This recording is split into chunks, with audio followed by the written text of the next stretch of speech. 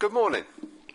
Welcome to this Culture and Leisure Overview and Scrutiny Committee. I'm Councillor Murray Turner and I'll be chairing the meeting today with my Vice Chairman, Councillor Barry Dobson. To my right is Democratic Services Officer Amy Pride. Can I remind members that the meeting is being recorded and can also be watched as a live stream or later via the SKDC webcast. It would be appreciated if mobile phones could be switched to silent too. There's no scheduled fire drill today, so if we hear the alarm, please make your way to the nearest exit to the assembly point on the green at the front of the building. If you wish to ask a question or make a comment, please can I request that you indicate this by raising your hand, and we'll try and keep abreast of all the thousands of questions you can ask us today at this meeting. Okay, moving into the agenda then, item 1, public speakers. Do we have any public speakers today, Amy? Thank you, Chairman. We haven't got any public speakers today. Thank you. Are there any apologies for absence, please, Amy? Thank you. We've received apologies from Councillors Noon and Councillor Denniston, and substituting today will be Councillor Harrison and Councillor Morgan when she arrives. Thank you. Thank you very much. Are there any members who have an interest to declare? You can declare them now or at any time during the meeting if you feel that you need to. Thank you.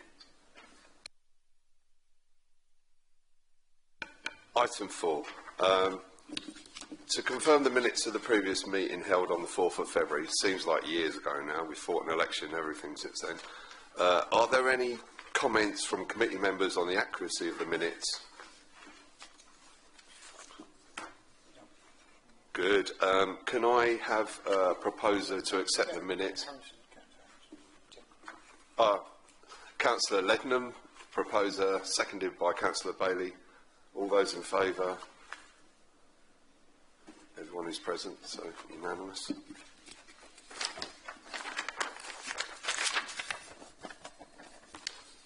Item 5, are there any updates from the previous meeting?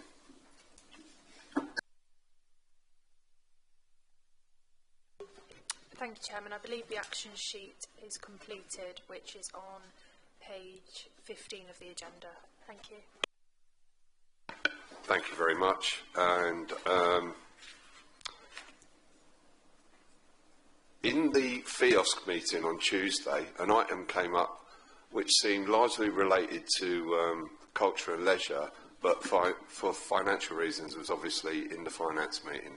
So what we'd like to do is bring some of the chat or a small report on that into this meeting for noting at least, because it's definitely culture related. So what I've decided to do is to move that FIOS report to what is shown as item 10 on the agenda, work programme, and work programme will slip down to item 11 instead.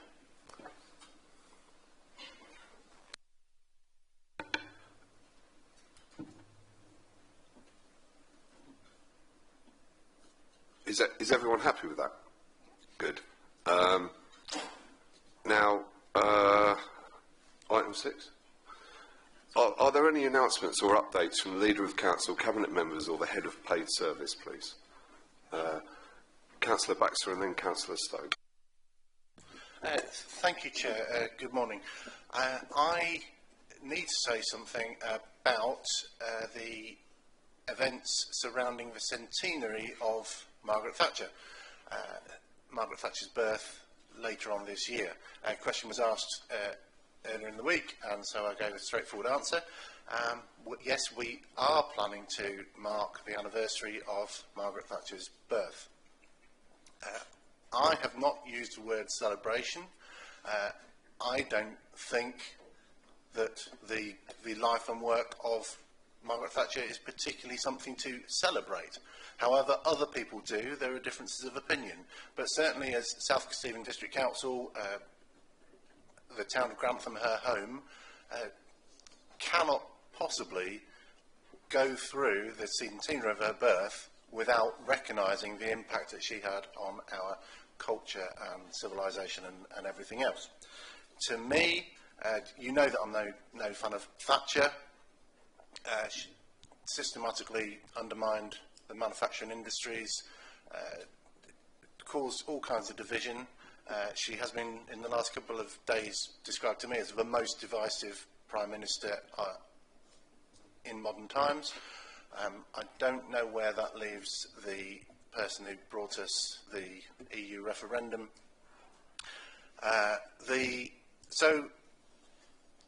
She is someone who still divides opinion, and yet it's presented as a black and white issue. Either she was all good or all bad or whatever else. And we know in Grantham that the story is more complicated, and that's why we're not afraid to talk about Grantham's most famous daughter, and to do something to draw attention to her life and work, whether we like it or not. So, the world will remember the 100th anniversary of her birth. You will recall that the Conservative administration that preceded our administration since 2023, and at roughly the time of COVID, so it must have been about 2019, the Conservative administration here actually put forward a budget of £100,000 of public money for a unveiling of the statue outside. I'm happy to say that the authority did not spend £100,000, and the statue unveiling was a lot less of a thing than had been planned. That's partly due to COVID, and I think partly due to the embarrassment of the people at the time. So anyway, since my unscripted response to the question at FIOSC on Tuesday, we've had requests from local and national newspapers for more information.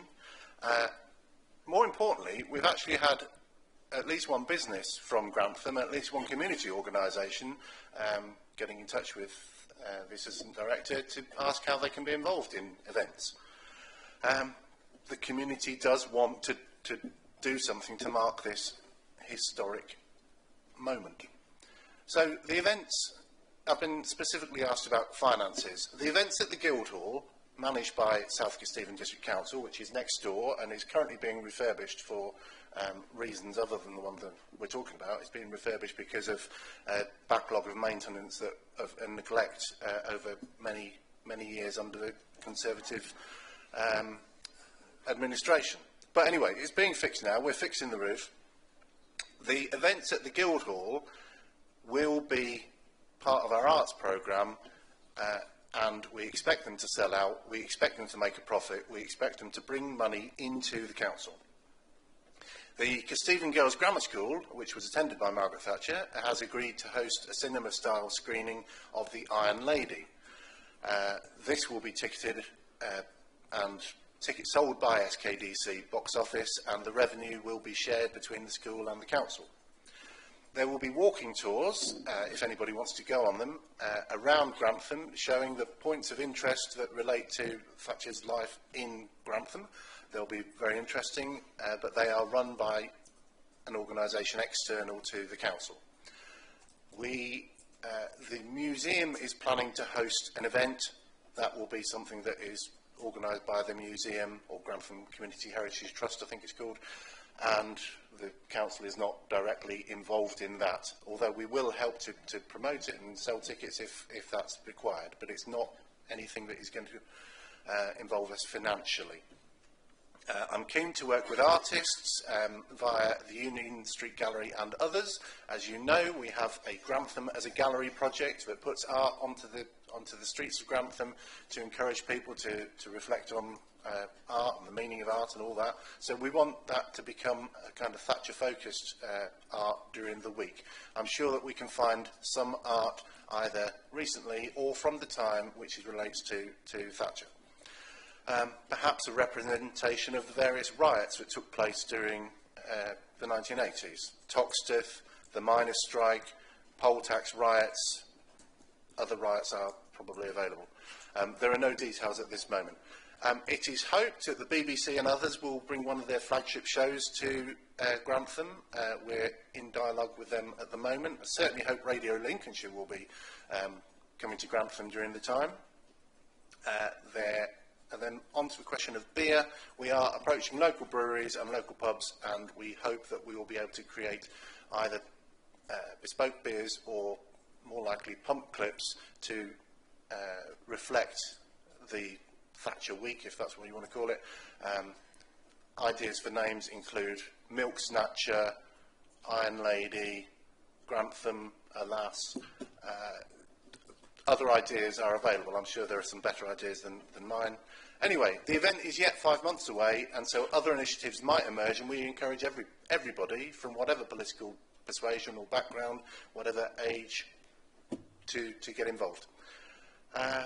So that's what is happening so far. That's the organisation so far around the centenary of Margaret Thatcher's birth, and I hope that anybody who attends the events during that week, regardless of their background, whether they're the daughter of a tycoon or the son of a coal miner, when they come to Grantham will think that was a fair reflection of Thatcher's impact on our life, culture and society.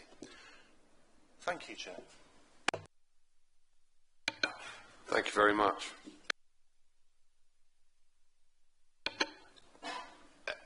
Councillor Bailey, did you have a question? Yeah, I'm just wondering, can we actually ask questions about this at this point of the meeting? Can you just get a steer? Let me consult.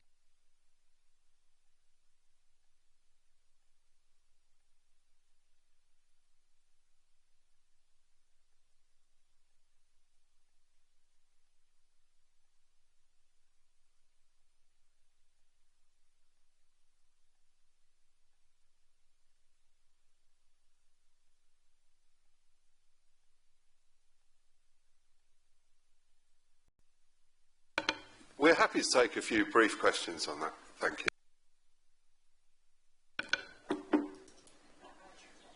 Item 10.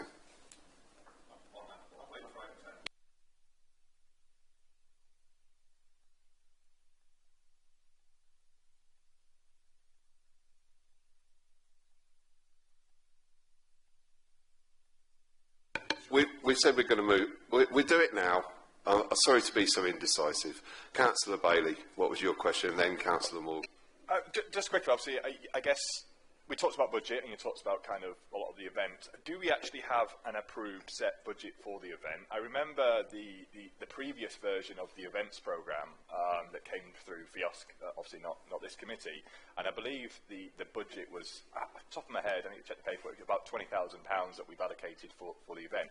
I just wondered, kind of, do we have a figure or a budget that we have set aside for this event, and kind of what is that number? Thank you. Thank you, Councillor Bailey.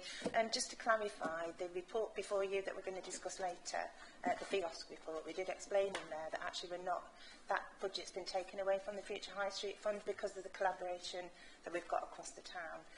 So at the moment there is no set budget. The two events that have been planned at the Guildhall are part of the programming budget, and as the leader said, we are expecting an income to offset those costs. Thank you. Thanks for that, Karen. Councillor Morgan, did you have a brief question? Thank you. Thank you for the presentation. Having heard the list of potential events, I'd like to understand, in view of the comment regarding quite appropriately political balance, what degree of control SK feels it has or should have over the events that so far have been listed, because there's only one that I can see, quite rightly, as you pointed out, the riots. I don't think the riots is actually necessarily the right way to go. There was a lot of concern regarding poverty impact. 16 million people, for example, went into abject poverty under Margaret Thatcher. Who or where do you envisage that the other side of her life story, the impact she's had, is still having, will be reflected in our community? And at what point are you consulting with the Town Council on this? Thank you. Yeah. Just in terms of the Town Council, Charlene, I've been to the two, as I advised, as chair of the actual Town Council events, to the two formulaic meetings. Obviously that has now moved on, and I've invited several other members of the Town Council events to the next meeting in 2 weeks' time, where more development will come forward.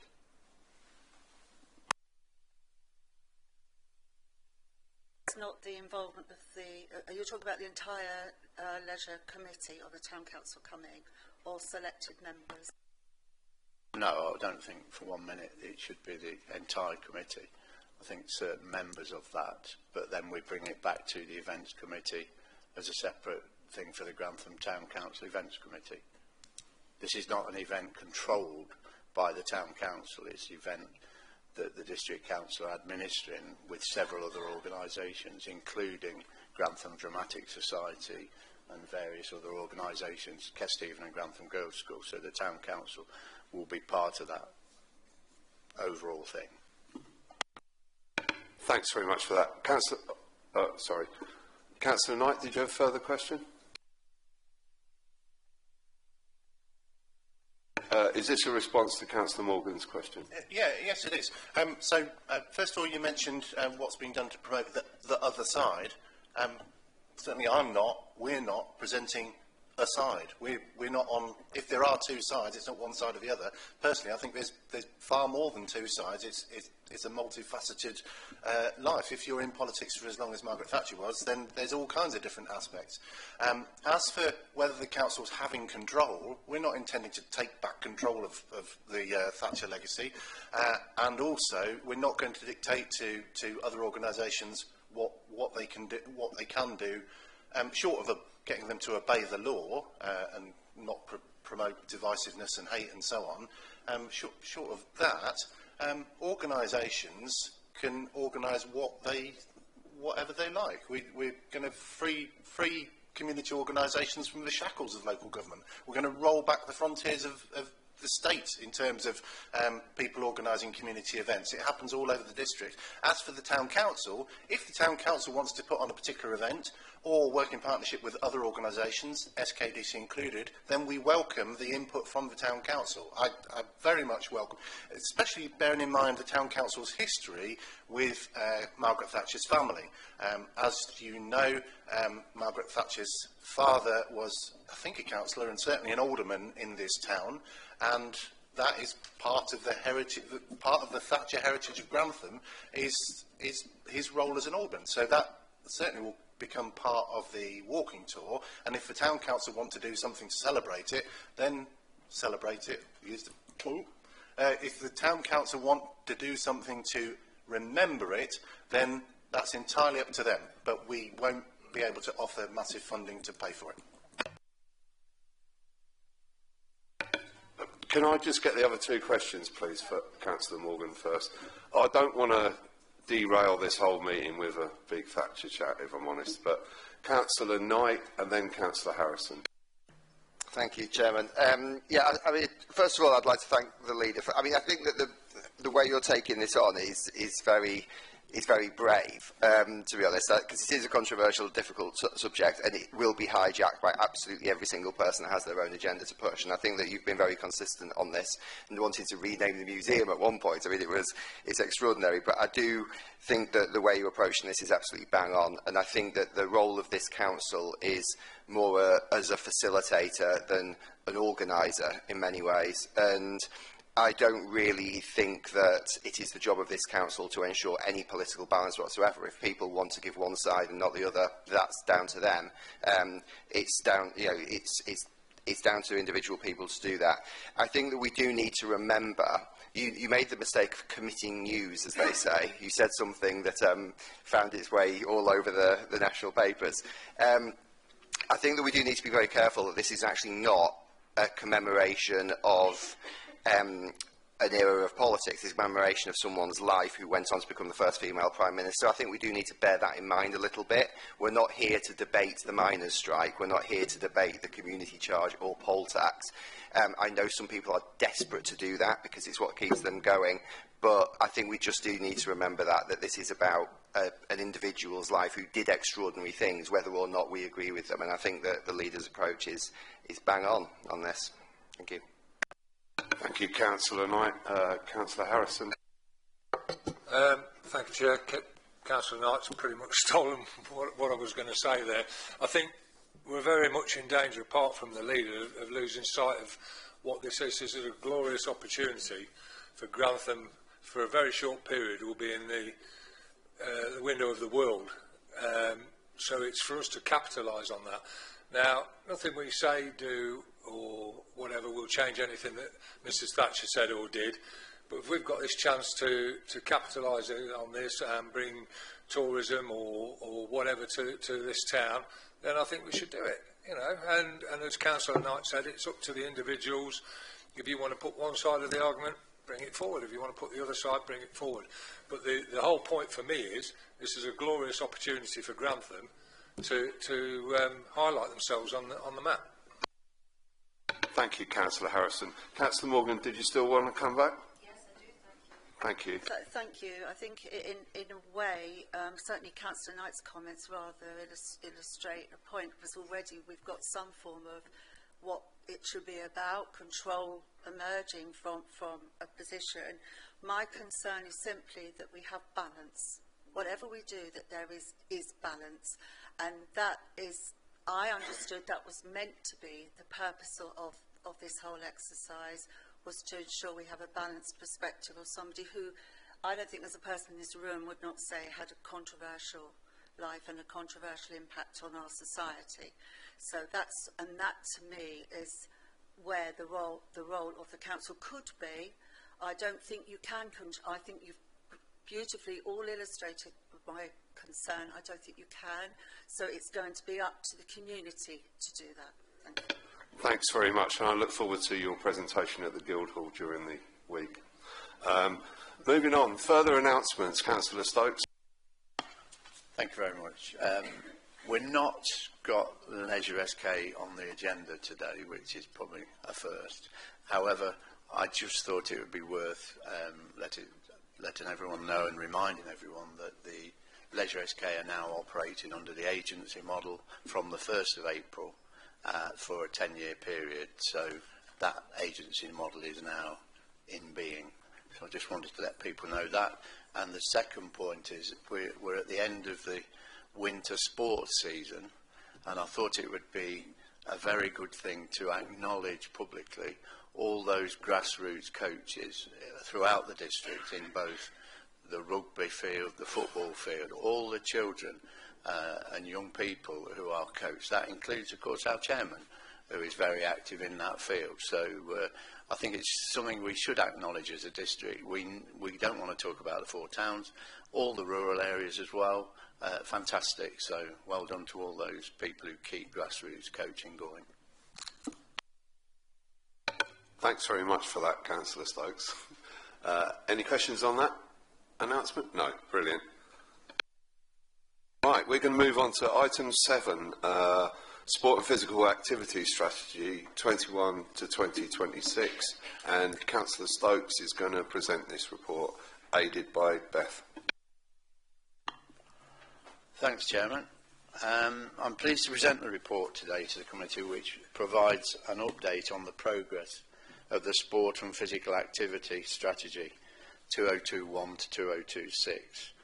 The leisure team is responsible for implementing the actions identified in the strategy, targeting key areas. And Beth has timely walked down today to the chair here, and I would like to acknowledge the tenacity and enthusiasm that she's put into this, because it's not easy to push forward with some of these actions. So thank you very much, Beth.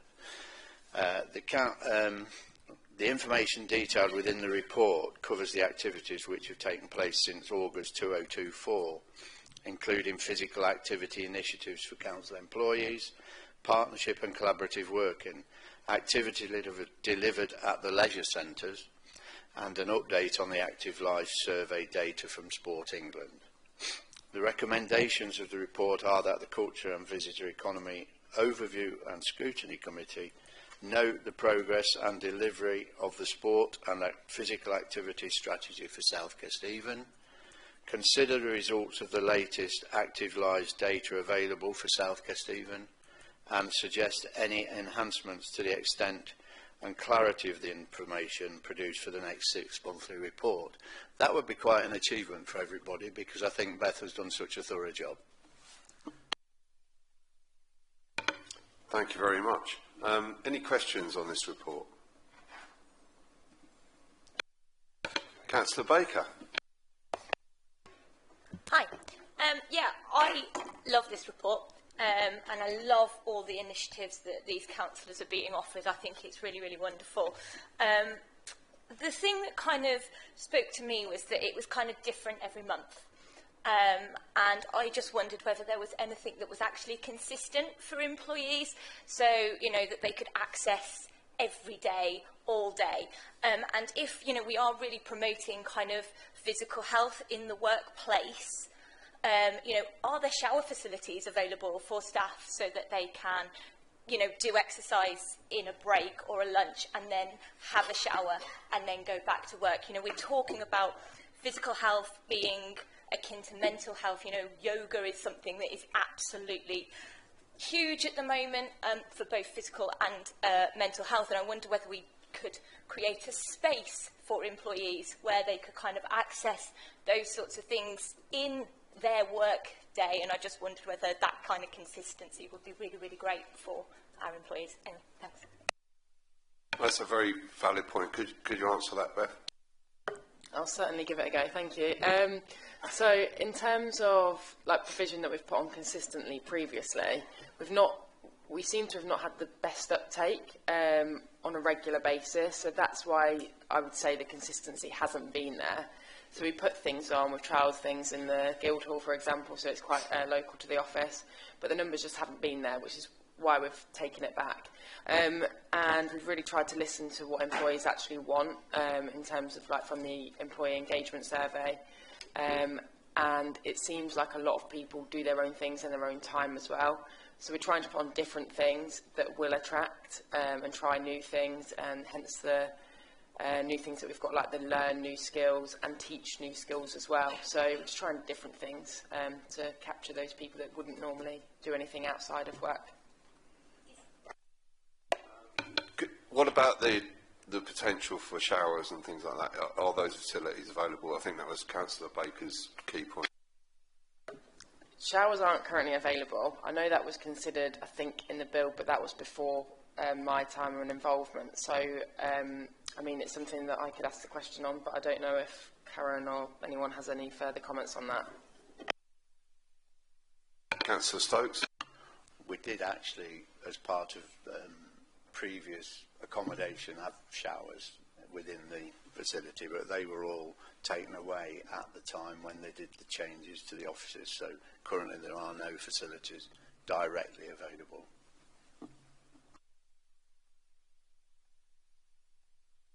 Councillor Morgan and then Councillor Knight. Yes, thank you.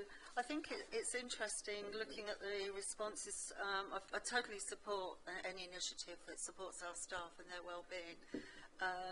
I think it's interesting looking at the current situation about quite a significant percentage of staff actually are struggling in some shape or form with physical or mental health. Look, it's about 30% roughly looking through some of the responses. So I do think it's good that we've got a broad range of initiatives, and it might explain perhaps some of the, if you're fit and keen, you'll happily go along to more physical exercise, whereas perhaps not everyone can actually take advantage of that. So it'll be interesting to gauge the feedback afterwards, actually, to see how this reflected the broad needs of our staff and the community. Thank you. Councillor Knight? Thank you.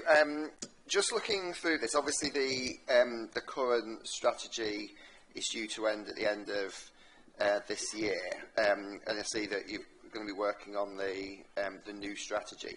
As things stand at the moment, what do you think, and this is quite an open question, but there don't seem to be any other questions, so I'll ask a fairly open one. As things stand at the moment, what do you think the sort of biggest challenges are to actually getting more people moving in the district, particularly identifying people that do struggle with time and struggle with sort of getting it into their day? how will the next strategy at the moment differ from the current one? What would you say are the sort of main? I'll ask you this of all three of you, really. But what would you say are the sort of main sort of areas of priority that the council and maybe this committee, to some extent, as an enabler of that, can do to actually support the objectives? I think there's lots of different things there and lots of different answers that I could give. But I think following the government guidelines and the direction that they want, so the Get Active strategy that was released last August, obviously we updated it, but there wasn't any significant changes to what we've currently got at the moment. I think active travel for actually daily movements is a difficult thing around the district as well, and getting that investment. But one thing that I have been working on is the design code, and with the planning team, to make sure that in future developments that is something that is considered moving forward, and we've made some really good progress on that as well. We'll be working with the likes of Sport England and Active Lincolnshire when we come to refresh, and that work's already started. You've probably seen in the consultation element of this report as well that we had a Moving Communities community survey completed, and some of the feedback that we got from that was that we need to have more initiatives for beginners in there, which is something that we'd be working with the leisure providers, Leisure SK, with on that as well. I don't know if that helps. Does that answer your question, Councillor Knight? Yeah, I mean, I was just thinking, particularly given what Deputy Lee said a second ago about coaches and stuff. I mean, are there particular barriers, for example, in terms of getting people to volunteer to be coaches? Because I would have thought that could have been something that maybe we could actually at least try and help address, that might be a lot cheaper. For example, I mean, active travel, I got the car in today. I could probably have walked in. I didn't, but I could probably have done that, or maybe I should have done. But obviously anything like that can be quite expensive, and I'm just thinking, is there something around the council encouraging more volunteering, particularly in terms of coaching, refereeing of team sports and things like that, where we know that there are national shortages, where maybe there is a gap there for the council to sort of do some. I mean, I don't know. We've got an entire year to think about this, I suppose. But I think there's gaps there that could be plugged, that could maybe facilitate more people getting involved, without us spending thousands and thousands of pounds on cycle lanes and things, which would be very, very expensive. I'd say that I see you, Councillor Martin.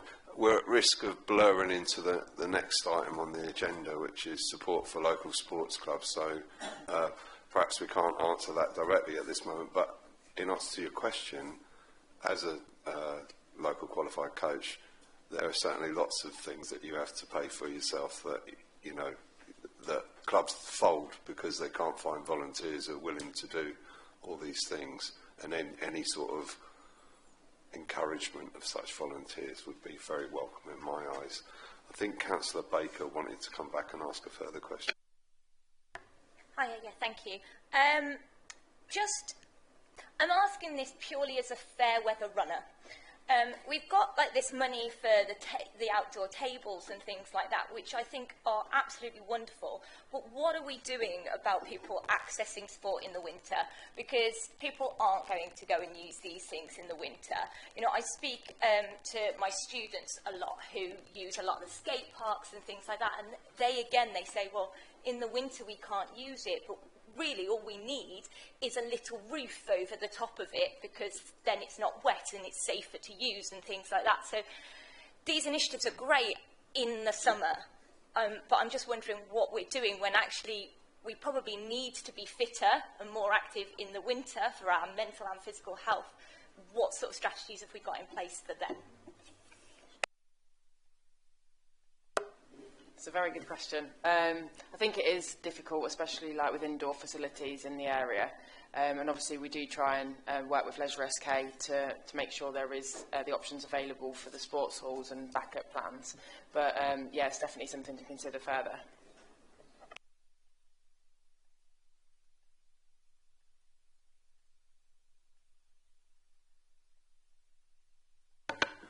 Councillor Martin, thank you. Thank you. A while back, when we went on our leisure centre tours, we were at Bourne, and they were saying that the GP referral scheme for what's it called? GP exercise referral scheme was working brilliantly, and lots of people were going on this. I think it's a 12-week course or whatever. Were staying on and continuing in exercise and joining lots of groups and such like. I got the impression Stamford's not equipped for this for some reason, like the gym isn't big enough or something. Is that something that we should be considering in this as well? I had a flick through, I couldn't actually see any reference to it, but that struck me as a really good scheme. It seemed to be working and something that we should be encouraging. And I just think it's something that, if it works, we should push it and make it as big as we can. Before you answer that, I think Councillor Dobson's got a further point on roughly the same issue. Yeah, thanks, Chairman. All these points are great, but one thing I'd like to bring out that a couple of years ago we made a special rate for councillors and employees to use the leisure centres. I don't know whether that's died a death, but we don't make enough. There's not enough publicity. I think for staff members to actually be able to use the facilities, because obviously there's not much room here to any sort of form of exercise, maybe outside in the yard, but then we're going to get other people. But I think that would help if we knew, or that was publicised a bit more, if that's still available for staff as well as for councillors. I think it might be a good idea to promote that. Karen? Thank you, Councillor Dobson. Just to clarify, the discounted rate for Leisure SK currently only applies to employees of the council, and we do actively promote that through the newsletters and through the wellbeing group as well. I mean, I'm not saying that we couldn't extend that out to members, but we'd have to negotiate that with Leisure SK. Thank you. Thank you. Did you have anything further to say on that, Beth? If you just wanted me to come in and touch on the exercise on prescription, just in a little bit more detail. So yeah, Bourne is still very successful at it, and some of the figures in there is in 2.30, and one of the bullet points. So it looks like there's 50% completed, but that's based on what's currently happening right now, so some of those programmes won't have come to an end. Stamford, I think maybe about 18 months ago, maybe a little bit longer than that, we're currently running the scheme. They didn't have a massive uptake, the demand wasn't around that area, and then I think it was due to instructor availability that the scheme then stopped. So we could look to explore it and work with Leisure SK to see if that is a possibility to get back up and running, but at the minute, no, it's not. Thank you very much for that. And Councillor Morgan, did you have another question? And then we'll come to Councillor Baker. Thank you. It is a sort of point really. Recently we tried to organise, I know we've discussed in the past, going out more into the community as well, rather than people going to events, especially, for example, the elderly sheltered schemes, just as an example. And this is kind of reflecting the point you were making, Murray, about the lack of volunteers, people to come forward. And we were trying to get chair yoga going for some of our elderly community, and in fact it's really good just generally for anyone who's got mobility issues, and it was really hard to get somebody to go, all of residents, certainly one of my schemes was absolutely delighted at the chance to have the opportunity to do it, and then were let down, and they just couldn't get that. So and that's something, of course, you could do all year, picking up Emma's point as well. So if there's any way that we can help facilitate things like that back out in the community as well, I think that would help for those, especially as our leisure centre happens to sit on one side of the town. It's just the way it is. So for those who perhaps are lower income, getting over there or without transport means, it's harder for them. So we can consider going out a bit more outreach.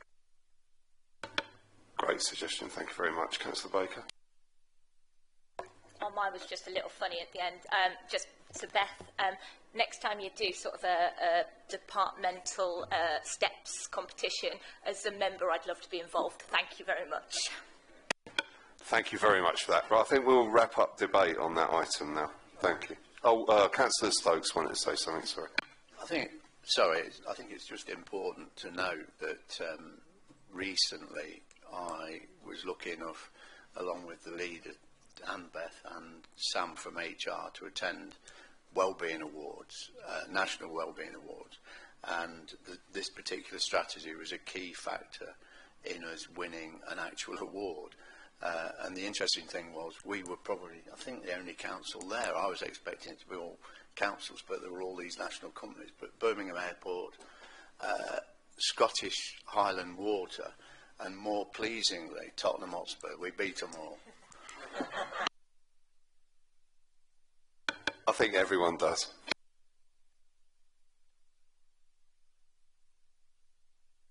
Thanks very much for that, Councillor Stokes. We're going to move on to item agenda 8, which is support for sports clubs across South Kesteven, and Councillor Stokes is going to present this with assistance from Michael. Thank you very much. Thanks, Chairman. I think in presenting this report, it's key to just note that we have a very active leisure team, but it's a small leisure team, and we're not got sports development officers, so it's quite important to realise that as part of this. So Michael is going to work with me on this particular thing. So I'm pleased to report to present this report following a request from members of the committee back in November 2024 to provide an update on the work undertaken with sports clubs across the district. There is no statutory requirement for the Council to provide support to our sports clubs. However, the officers have and will continue to provide support through various mechanisms where appropriate.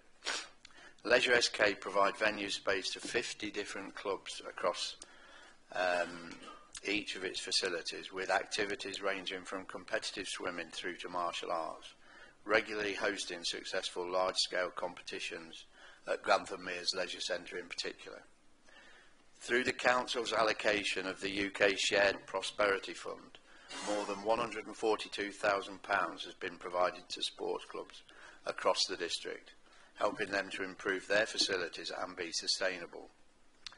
The Council also works with its partners such as Inspire Plus and Positive Futures to promote physical activity initiatives, such as the summer school games and weekly activities for young people in deprived communities. As part of the work undertaken by Active Lincolnshire to make it easier for people to find sport and activity opportunities, sports clubs can advertise their activities on the Activity Finder, which is a free tool available to all clubs and boasts more than 300 listings within South Kesteven alone. Members of the committee are asked to note the context of the report and recognise the work being undertaken across South Kesteven, and obviously ask Michael a few questions. Any questions, please? Councillor Knight. Thank you. Thank you very much. It's, you know, it is. I do. You know, one of the great things about being on this committee is the sports and arts stuff is very good. I mean, Karen, when Leisure SK aren't here, it's a very, very happy committee. Everything's always very good. In terms of one of the things we talked about last time, and I will be careful how I word this, just in case there's talking about anything commercial. There are some sports clubs that benefit from peppercorn rents and things like that. Obviously, I appreciate that we can't necessarily consider that a direct benefit that we're giving to a sports club, but it is an undeniable indirect benefit. What's the sort of knowledge of that level of? I'm trying to avoid saying any specific organisations, but what's the level of knowledge of that kind of thing if we've got these long-term peppercorn rent deals and so on, because that is providing a form of support. And given that one of the topics that we were discussing at the last meeting was about indirect support for one specific sports club, we're probably giving it to others as well, and I think it would be good to have a good overall picture of that. Karen, would you like to answer that? I will do, Councillor Knight, and I think I do know the situation you're talking about, and obviously it's very difficult to discuss in an open meeting. I'm happy to catch up with you afterwards, but what I would say is if the council does a lease of its land at a peppercorn rent, It's not a direct subsidy because an organisation is then responsible for maintaining and wholly responsible for all the costs. So we're not contributing anything financially. An organisation would be run under its own merits. But I am happy to catch up and give a more detailed explanation if you wanted to. Thank you. Thank you. And could I ask, are there any other such? I think I know the answer to this, but are there any other current sports bodies that have a similar, what you might say, subsidy, although it might not be perceived as a subsidy, within South Kesteven? Thank you, Chairman. I'm not aware of any organisations other than the Grantham Town Football Club, which we discussed at the last meeting, that is receiving a financial contribution, whether it be a subsidy or not. Thank you. Thank you very much, Karen. And I believe Councillor Bailey and then Councillor Eden. Thank you, Chairman. Just on 2.7, I think obviously Councillor Stokes kind of touched on this about kind of the quantity of clubs. I mean, I had no idea we had kind of 50 clubs, obviously with regular bookings, and I think 42 at the Mears alone. I guess my question is kind of where's the saturation point here in terms of, you know, what's the limiting factor in terms of attracting more clubs? Literally everybody wants the same kind of slots to book. And I know this might be a question for Leisure SK in their booking system, but yeah, I just kind of wanted to understand kind of how, you know, is that a good number? You know, are we kind of, we can take no more clubs on because we don't have availability, or do we think we have room to grow and attract kind of new clubs? That's my first question. My second one is, did we talk about a while ago kind of a try it out day? Was that something that, did I dream that? I think we spoke about that probably a year ago as a committee, about doing something to try and promote these clubs. We've clearly got these clubs there. Is that something that we're actually looking at doing this year or on someone's radar? Thank you. Thank you, Mike. Thank you, Councillor Bailey. So in terms of the availability of the Clubs Cross Centre, it's probably more a question for Leisure SK, but based on prior knowledge, I'd say it's quite a good number. It is. In terms of Bourne Leisure Centre, their sports hall bookings are pretty much at the maximum. They are with very limited availability, so obviously there's space arrangements there and there's a shared agreement with the school on that sports hall. Stamford has its limitations of clubs that it can take due to the size and nature of the facilities. In terms of Grantham, they've recently opened up more space within the table tennis centre as well, so they can put bookings back in there, which gives some availability in the sports hall. But from a personal experience as well in previous roles, I'd say that's quite a good number in terms of the clubs. In reference to your second point about the open day for clubs as well, that's something that myself and Beth and the team are looking at as well for future, and also working with like Leisure SK, getting them into the facilities, showcasing what is available. But it is quite hard to get loads of clubs in one place offering trials of their facilities. So it is something we're looking at, and it will be part of the ongoing wellbeing events that we look across each of the towns for this remainder year. I'm going to come to you, Councillor Levenham. I just wanted to ask a further question to Michael on the same point. Previously, in an earlier meeting, and one of the reasons why we've brought this to the agenda, the report, I asked if there was a directory of all the sports clubs offering sport to the community across the whole district. Is that directory being worked on, available? Do we know? Thank you. We don't have a directory as such. Obviously, we'll build up our contacts of clubs that we do have available within the district, but we work closely with Active Lincolnshire. We probably have more direct involvement with certain clubs than what we do. Obviously, there's Activity Finder where clubs can put their sessions on and advertise their activities. Thanks for the answer. Do we need to have one? Because if we were trying to do what Councillor Bailey just asked, we wouldn't know which clubs to contact in the first place. Thank you, Chairman. I mean, as Michael said, we are building up our directory of clubs. It would be very difficult to publicise one because it would be how we kept that information up to date. So I think, as Michael said, there is the activity finder that anybody can go on, put their postcode in, and it'll come up with available clubs and facilities in their area. But one of the things that Active Lincolnshire themselves have struggled with is getting clubs to constantly update that. So, you know, we don't know what we don't know. We're not aware of all the sports clubs, and if we put that directory together, I do feel that within a week or a month it would be out of date, and we'd have no means of keep updating that information. And we can signpost people to clubs and events if required, and I think that's as far as we can go currently. Thanks very much for the answer. Councillor Leadenham. Yeah, thank you, Chair. 2 or 3 points on what we've been talking about. Number one, we did touch on earlier about clubs and sports organisations struggling with qualified trainers and the cost.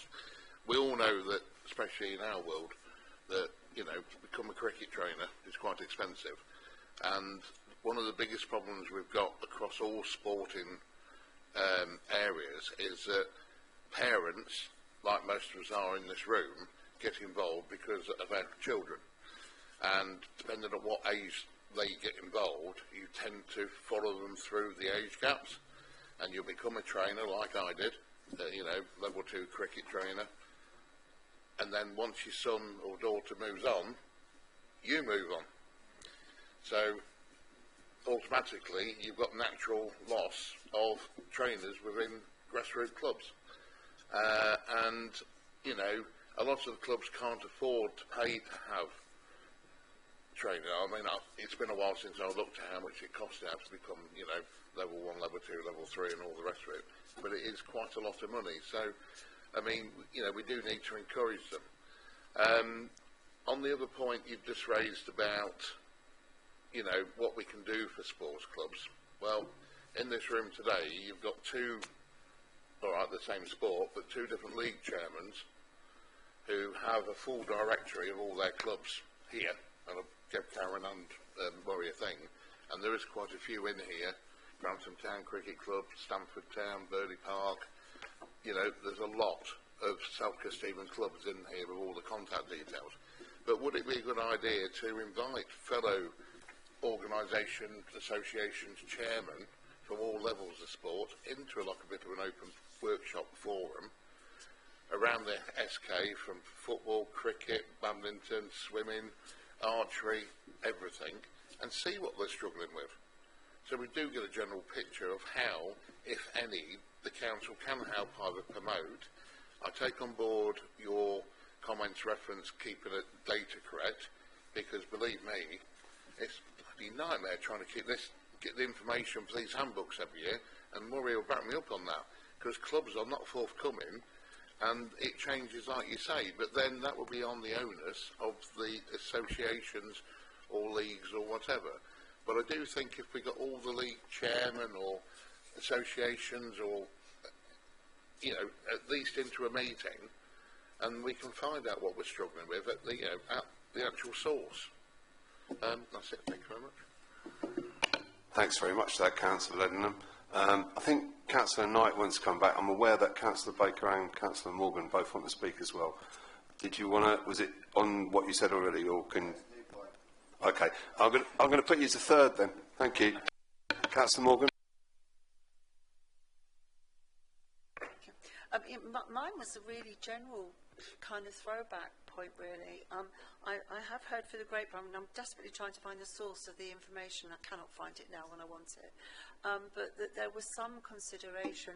It was mentioned at the very beginning that sports and leisure aren't actually statutory requirements. I'm absolutely delighted our council does really invest in as much as it can in this area, but it isn't a statutory requirement. With budget cuts and everything else happening moving forward, I am really concerned, and I wonder if we have in any way, as a council or body, approached the government to say that we feel that needs to change, given all the benefits that sports and leisure and the arts actually as well provide to people in our community. Dare I say also reducing costs to the NHS as well. Have we actually done anything in that front? I'd be interested to know.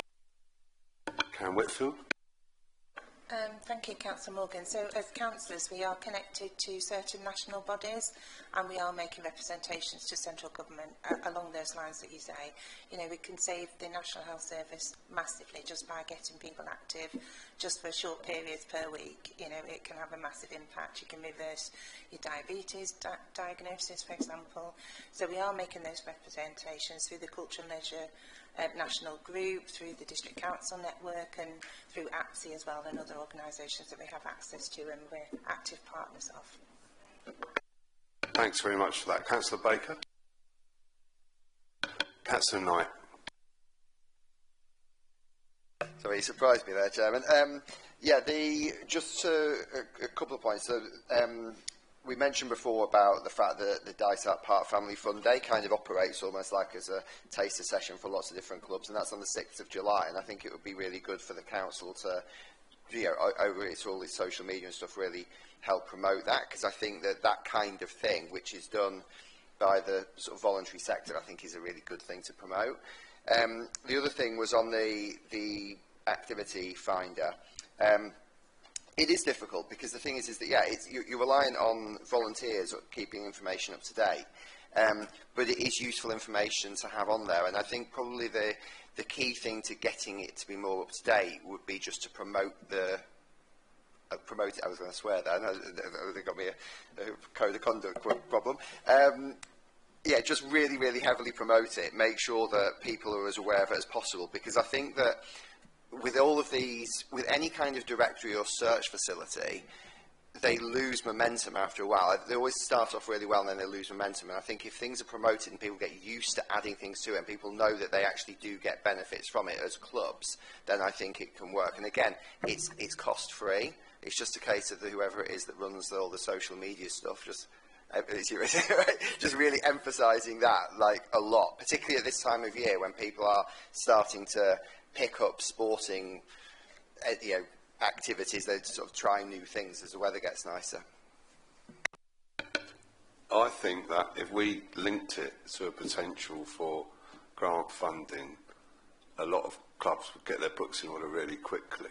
If you said, if you are all registered as an active Lincolnshire activity provider, there may be a possibility that any grant that you sought to seek from the council, you're further up the queue because of your status on that register, then we'd have a greater take-up on it. But it's only a suggestion.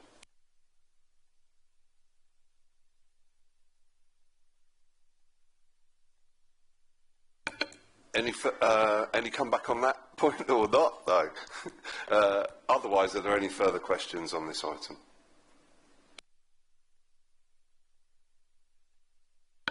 Wonderful, thank you.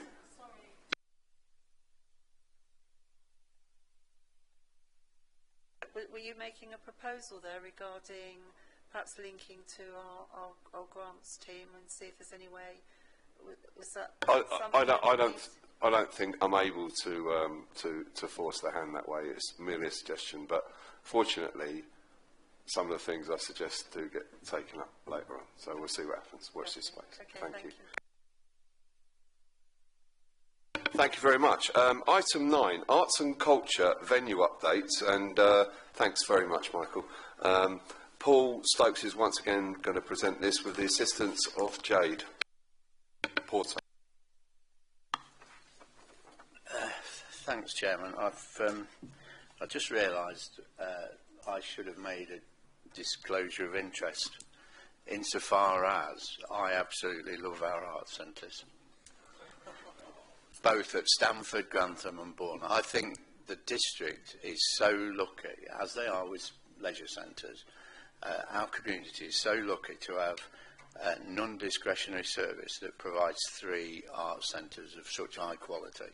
I was actually at the Guildhall Arts Centre last night, where I went to see the Manhunter and the Headhunter, which was quite interesting. So if anybody on the way out would like to fill a psychopathic test, I've got 2 here, and I know what the score is to get the right mark under. So if anybody would like to fill them in, please pick one up. He was really good, the guy was really good. So the quality of what we have is just absolutely incredible. Sorry, Chairman, I'm showboating, but this report provides a detailed update on the activity and performance of the Council's art venues, Stamford, Guildhall and Bourne. It outlines very positive trends in income generation through both programmed events and room hire, showing the impact of refreshed programming, coordinated marketing activity and increased community engagement. Notable successes include record-breaking pantomime sales at both Stamford and Grantham, but with high levels of sell-out performances across the piece. We shouldn't just focus on pantomimes. We've got all sorts of activities going on in these venues, and continued growth in music, drama and film audiences. The report also highlights the benefits of a joined-up approach across venues, with shared staffing and cross-venue programming, enabling greater efficiencies. And thank you very much, Jade, for leading on all of that, which has developed such a key integration of the three centres. Accessibility improvements and outreach projects, including support from UK SPF funding, have further extended the reach of the cultural offer across the district. Our music in quiet places still fills out churches that we go to. Members are invited to note the content of the report, considering the continued value and potential of these venues in delivering inclusive and vibrant cultural experiences for residents, visitors, and you too could love these venues the same as I do. Thanks very much for that, Councillor Stokes. This is definitely something we're doing well. Are there any questions? Councillor Bailey. Thank you, Chair. Yeah, I mean, some amazing results here. You know, any time where I see kind of double digits kind of increases is a real fantastic result for us as a council, putting on obviously various kind of performances in all our centres. So yeah, some great results here. But of course, as a committee, we always want to do better and more. And I just wanted to kind of look at, kind of understand kind of where are we kind of aiming for. And I don't know if we have any KPIs. I probably should have checked that in terms of what are we actually trying to achieve. You know, is there a magic number that we want to get to? Obviously, we want to grow these and continue to grow things, and we're doing really well. But you know, what is the goal? What's the aspiration for us to to get to? Obviously, I went to the pantomime. Oh no, I didn't. Thank you very much. And it was a great event. Obviously, the jokes were great. Obviously, I was down in Stamford, and there was a lot of Grantham jokes, which I found particularly funny. But yeah, that was great to see kind of the team putting on that. And I hope next year it goes on for even longer. And I look forward to probably going to performances in both Grantham and Stamford, because it was such a great evening. So thank you to the whole team that put that on. Thank you, Jade. Thank you, Councillor Bailey. Councillor Morgan. Thank you. I need to declare slight interest because my daughter's been involved in Grantham Dramatic Society. But on that front, I think it's worth recognising the value of our art centres as a seeding site for future talent, which then can go on and to grow outside. Plus, the quality of the performances is excellent and award-winning. I know that, for example, NODA come to our performances, and a number of our plays and productions have been recognised by them. So, I think it's something we should really be celebrating, but maybe even make a bit more of. They tend to discreetly just mention something at the bottom of their programmes, but nationally, the arts, and our local theatre can go on to be TV, it can influence films. It's a huge industry, and this is absolutely invaluable. Those youngsters don't get, where else do they start if they haven't got this opportunity? So again, I think it's absolutely fantastic that we have this bedrock for them, an opportunity for them. Thank you. I just want to gather a few questions for you answer, Jade, if you don't mind. Councillor Harrison. Thank you, Chair. It's more of a statement, really. I'd just like to echo Councillor Stokes' thing. Having worked with Jade on a few things and her team, I think it's important that we as councillors realise just how much goes on in putting a show on there, and how deep that goes, from publicity to dealing with the people that are putting the shows on, and the ticket sales, and it's endless what they have to deal with. And I've seen it close how Jade deals with all the successful shows, and her team deals with the successful shows, but also those that are put forward that maybe aren't such quite good ideas.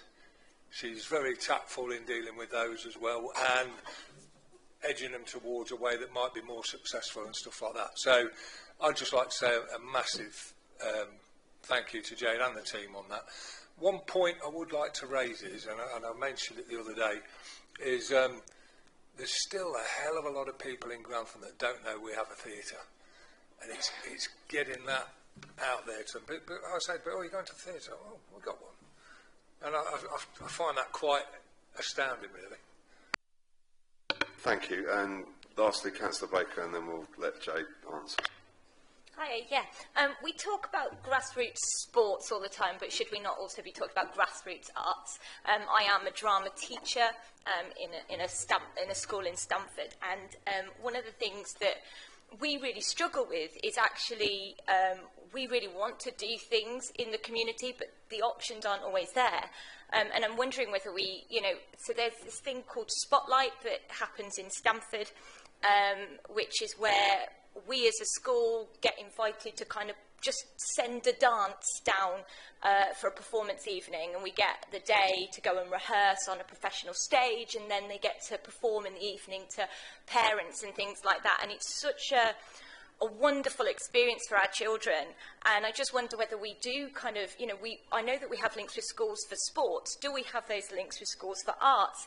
And are we putting on workshops for these children and then giving them more opportunities to perform? Because as Councillor Morgan said, we need these grassroots arts as well. It's such a great thing for our young people. Thanks. Thank you, Jade. Thank you everyone for your very kind comments and questions. So in terms of KPIs, yes, there are the KPIs. So from last year, a lot of them were to do with ticket numbers, income, percentage of people that attend that are SKDC residents. They were all mainly above target. The other main one, I suppose, is to reduce the subsidy for each of the venues, which is improving year on year, and that has come from sort of that reorganisation that was had 2020 sometime then. So that's been a main drive, and sort of the cross rolls across the venues has helped towards that as well. And obviously the increase in ticket sales and room hire income has helped towards that. So yes, in terms of sort of our hires and our amateur dramatics, sometimes the word amateur people take the wrong way, but all it means is they're not paid to do it, which in some respects makes it even better, because they're all putting on this show because they want to be there. And especially at the Guildhall, we have a lot of theatre hires. I think we've got more than 10 throughout the year, which is one a month, that do multiple day hires. And we have the Scouts group that have the gang show that comes every other year. And then, like you said, Grantham Dramatic Society, Harrowby Singers that have all had NODA awards for their shows that they have put on. In terms of schools, in the past we've had the Evolve project, which we did through Lincolnshire One venues, and that was at Stamford and Grantham. The Love Group has since sort of the funding for that ended essentially, but it was exactly what you said, where a professional musician would work with the school over a number of months. They would come in and they would do all their publicity, they would stage manage, they would do the technical side of it with our technical team as well, and they would produce their own show. So that was obviously delivered through funding through a different group, but it's definitely something we can look at seeing if there's scope to do that within our own budgets and own programme. We do, if we ever get requests from schools, we will do them extremely good deals in terms of accessing the venue. And at Stamford, I can't remember the school that it was, but they had a film with us, but they also used the ballroom for a show, and the venue manager there did some tech for them to make it a bigger experience than just hiring the ballroom out. In terms of the grassroots as well, Stamford and Grantham, the main provision for that is through the youth drama that happens there. So we've got New Youth Theatre, and then we've got Wildcats and Stamford Dance Academy at Stamford. And again, we sort of can't directly provide that, but we do offer very good deals for those people to make sure that they can take place within our venue, so we are part of making sure we're reaching that younger demographic, and then, yeah, hopefully they're the next West End star. I think I've covered everybody's. If I haven't, please let me know. Brilliant. Very full answers. Thank you. Are there any further questions on this agenda item?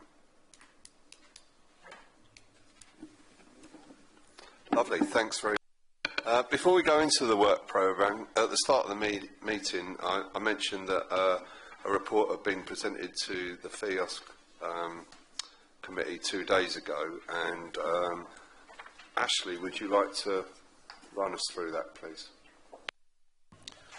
Yes, thank you, Chair. As you've just said, we mentioned the Arts Centre, the programme of events for Grantham Town Centre, funded through the Future High Streets Fund. On Tuesday, we had a good discussion. The events include the 18-metre sperm whale exhibition known as Whale Plastic Ocean, which is coming to Grantham very, very soon. It's been extraordinarily well received across the rest of the district, and Grantham, I guess, is the finale for South Kesteven.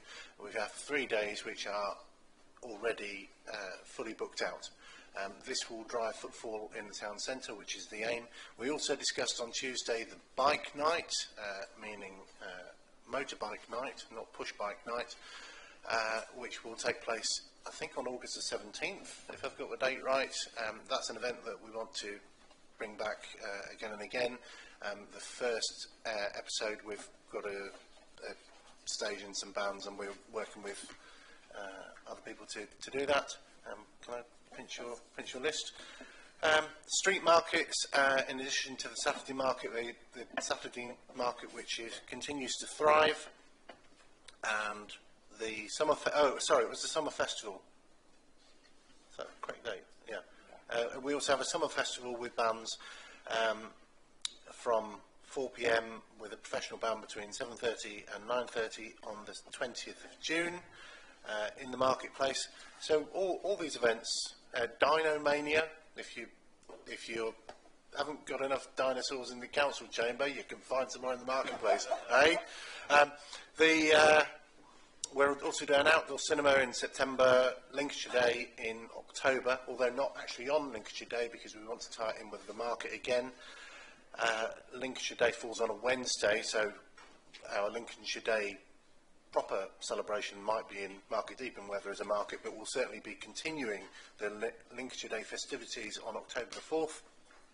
And yeah, so the details are available on the FIOSC agenda. Apologies if you haven't had them ahead of this agenda as members of this committee. I don't know if you want to add anything else, Karen. Thank you, Councillor Baxter. Obviously, this report went to FIOSC on Tuesday morning because it forms just a small part of the action plan, the Grantham Town Centre action plan, that was on the back of the Future High Street Fund that the council was awarded.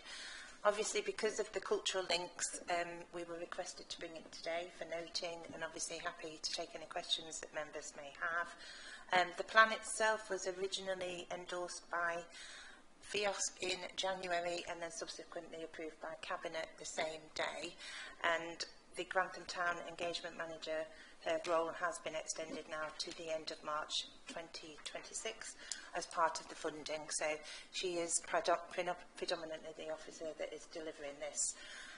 But because of the links across the arts and cultural opportunities, she now sits within my team, so I oversee this small element of the action plan. Thank you.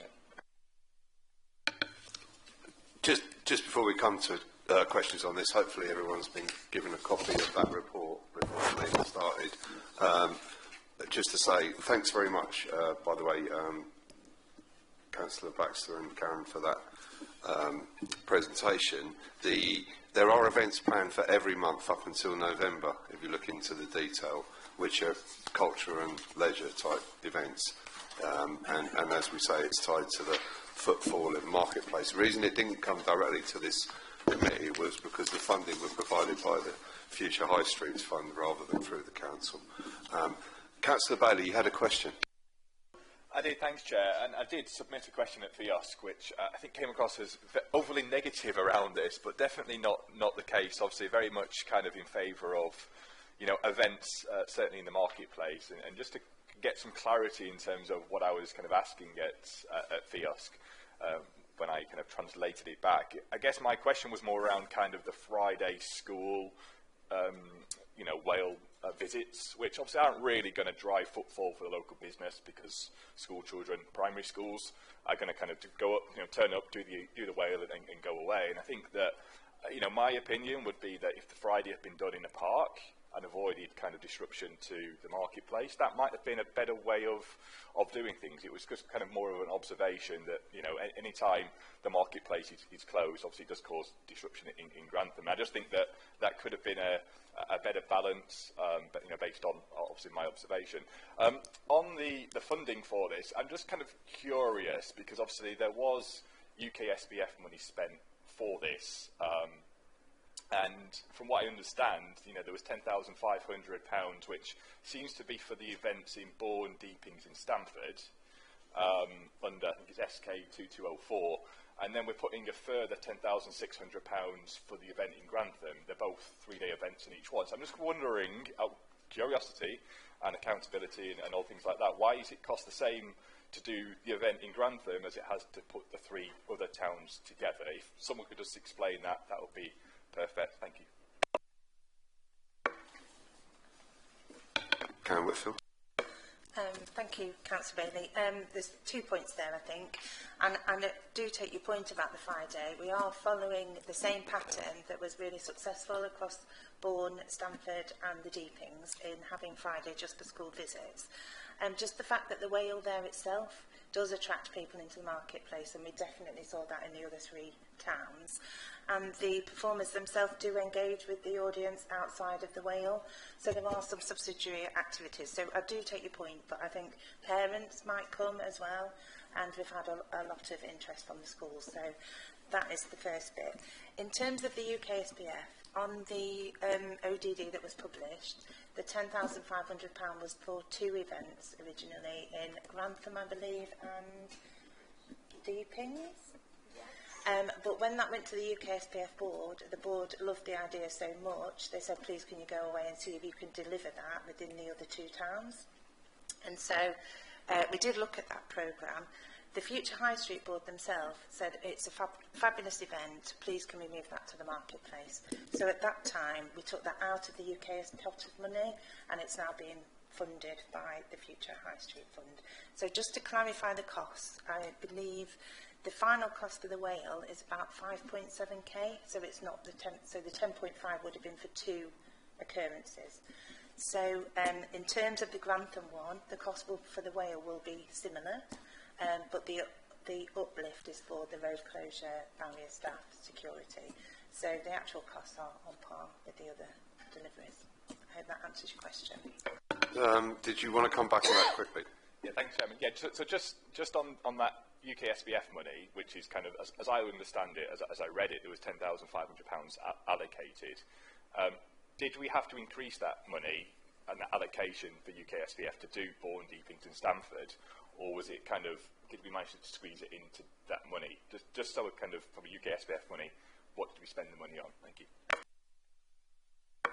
Yes, so we did have to increase it to do the 3rd performance, and that is being captured in a further ODD that Mr Wiles is signing off. Thank you very much, Karen. Councillor Harrison. Thank you, Chair. Councillor Bailey sort of beat me. I was going to give some feedback to officers on all this. I spoke with a lot of businesses over the last week in Grantham, and part of the feedback that I was getting was that they were pleased that not all events were going to be on a Saturday, that were being on other days as well. So that's something maybe for officers to bear in mind.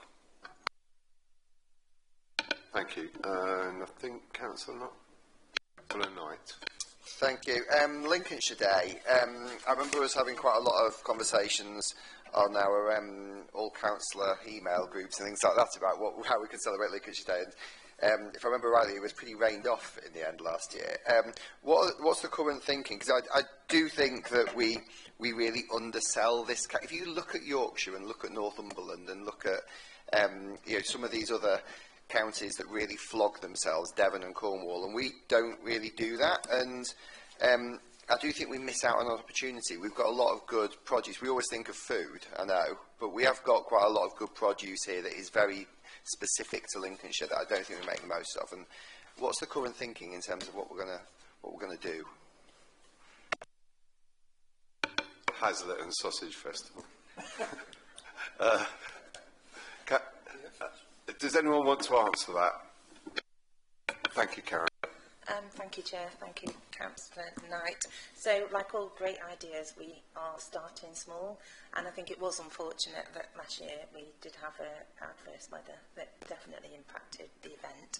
So this year, that's why we're moving it to the Saturday market, so it'll be a small area, or well, a significant area of the market that will be set aside. It will all be badged up, bannered up. A lot of it will be food and drink, because that's a lot of what we produce in Lincolnshire. But we have had a lot more take-up, moving it to the Saturday. And I think one of the issues that we found last year with the traders was they didn't have the confidence of the footfall with it being a non-traditional market day. So we're hoping that we'll have a much more successful event this year that we can then build on for future years. Thank you very much. I believe Councillor Stokes wanted to make points. Yeah, I think it was a foundation event, wasn't it, that was done quite quickly. But I think it's also, because of the weather, the success of the events in the church were quite high. So the talks and the walks round St Wolfram's, John Mansfield, I believe, got a significant number of people in there. Did you want to come back, Councillor? Yeah, thanks. On Grantham Marketplace specifically, what about the other towns? I know this is specifically on this specific item on the agenda, but in terms of Lincolnshire Day as a wider thing, thinking about the other towns and the villages, Stamford has a bit of a reputation of doing these things quite well. Are they doing anything that Grantham can steal a bit of and we can just spread around a bit? Because Stamford does tend to do that type of jamboree type thing quite well, doesn't it? Thank you. Yeah, of course, there are some learnings that we can take from other towns. I do think that councillors might not thank me for saying this, but I do think that a lot of that is arranged at a town or parish council level. So currently we do enter that space because we currently have the Grantham SEA budget, and that's why we are taking on some of the events. But I know there are conversations happening between the council and Grantham Town Council, for example, about how they take a more active role and where this responsibility sits. And I think it's a really great time, or an opportune time now, to start having those discussions with LGR looming, and how the balance of responsibilities will be split across the new authority. Thank you. Councillor Morgan. Yeah, thank you. Just focusing on, if I may, Lincolnshire Day, I appreciate we've got a very small budget, really, at the moment here, earmarked for it. But have we thought about engaging with, if not this year, in future, with our farming community, for example? Wouldn't it be fab to have some sheep and another?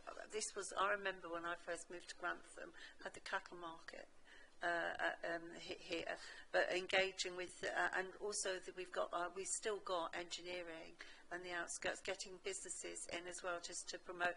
It's not just, our county is not just about the food, but I mean wool production. Actually, you could have great fun with getting the children to weave, which in fact I've done elsewhere in the county. I'm just thinking a bit out of the picture, really, and it might be that extends. I mean, it might be better to have sheep in the park rather no.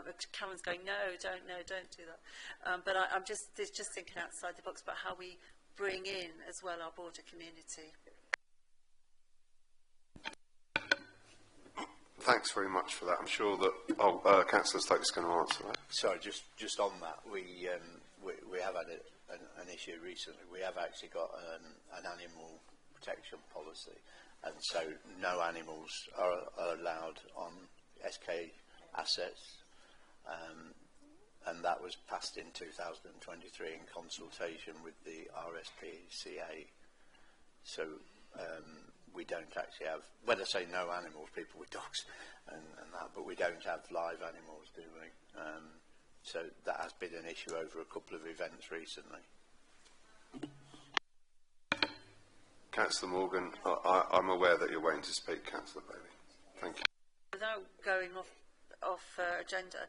I am very aware that the debate around that, when that policy was formed, was actually more because there were concerns about things like goldfish in the fair, rather than something like this, where you've actually got the farmers turning up. It just seems to me maybe that needs looking at.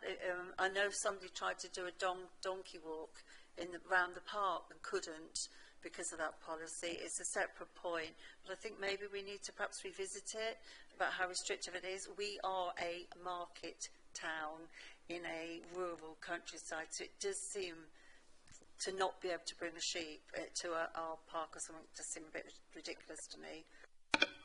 Thanks very much for your point. I think we're in danger of wandering off of the culture and leisure remit, so perhaps you could send an email to the leader and deputy leader asking about our animal welfare policies right across the board. Councillor Bailey, did you have a question? I did, yeah, on a separate point, and obviously the leader probably knows this is going to come up, which is Diwali. Obviously I've been speaking to many kind of community groups, as I do, trying to get a Diwali event obviously held in the marketplace. You know, it looks like there is some budget here, you know, and I would like to ask if the council could look themselves at putting on just a small something to do with Diwali to celebrate the cultural side of Grantham. You know, we very much here on the committee often forget that cultural element, and I think that rather than necessarily think of new events like the motorcycle one, maybe we should just embrace some of the existing events in the calendar, such as Diwali. I know we've spoken about this, but I would, you know, ask if, and obviously I've asked about this before with Nick Hibbard and things, you know, if we could hold something, you know, on the nearest Saturday to Diwali. Thank you. Councillor Baxter. Thank you. Councillor Bailey doesn't want to take yes for an answer. You've been offered a modest budget. If you can't come up with a costed event within the available budget, then ask the community to contribute. Other organisations across the district and in Grantham put on events without any public subsidy whatsoever. We're happy to work with the community or communities to put something on for Diwali. I don't understand why the event needs a purpose-built stage. Certainly don't understand why it needs a bouncy castle. I don't understand the problem with putting something on that is perhaps more modest than Gravity Fields, but meets somewhere in between. So happy to listen to funded ideas, but there are other ways of finding money for events than just coming to the cash point of SKDC. And I'm not saying that to the communities, I'm saying that to you, Councillor Bailey. Councillor Bailey. Yeah, and I guess I do take the point. I think, you know, there was a conversation and agreement, but I think, you know, it wasn't a case of, you know, yes, you can have the money, you know, and spend the money, you know, on what the community would like to do. And this is, you know, I am I guess the spokesperson for the group that is liaising this. You know, this is what they would like to do, and I don't think that, you know, SKDC, in my opinion, should just either agree to give a contribution and, you know, the community spends it on how they want to do the event, rather than kind of, you know, like say that they can't have a stage. You know, and I don't think we should be dictating how they want to run their event. Thank you. Just before I let Councillor, the leader of the council, come back on that, for clarity, because we're offering a space where most of the committee isn't involved in this conversation. When is Diwali in 2025, and how long does it last? Yeah, so obviously it is obviously a religious festival. It's at the end of October. Obviously the day does kind of, it's obviously more than just a single day Diwali. You know, it does go on for I think almost the entire month, but there is kind of towards the end of October, and of course there is a risk of weather affecting any event. I guess that's an accepted kind of risk here, which is why kind of an enclosed kind of space with a roof, such as a stage, obviously would ensure that even if there was adverse weather, there would be some protection and the event could go on in a certain way. But yeah, I think the point here is I think there is happy to have conversations, I'm sure, with the leader, with myself, and probably the cabinet member for culture to see if we can, put a skeleton framework in. I just think that, as our corporate objective number one is all about community, is there not a better way to embrace a part of the community that doesn't normally kind of celebrate? Thank you. I will let you come back. I'm sorry. I just want to say something else. So I asked you a direct question when Diwali was in 2025, and I don't think we've had an answer to that. Vaguely, the end of October is what he said. So, and how long does it run for? Up to 4 weeks. Okay, thank you, Councillor Baxter. Thank you. For clarity, nobody is saying that you can't have a stage. What we're saying is we're not paying for a stage. If somebody wants to fund an event with a stage, lighting, bouncy castles, anything else, then we're definitely amenable to that suggestion, subject to public liability insurance and everything else that goes with that. But we have offered a budget. If the budget's not enough, I'm sorry, we're running an event the previous week, the Margaret Thatcher week. Everybody's saying no, that's not of interest to. Not everybody's saying.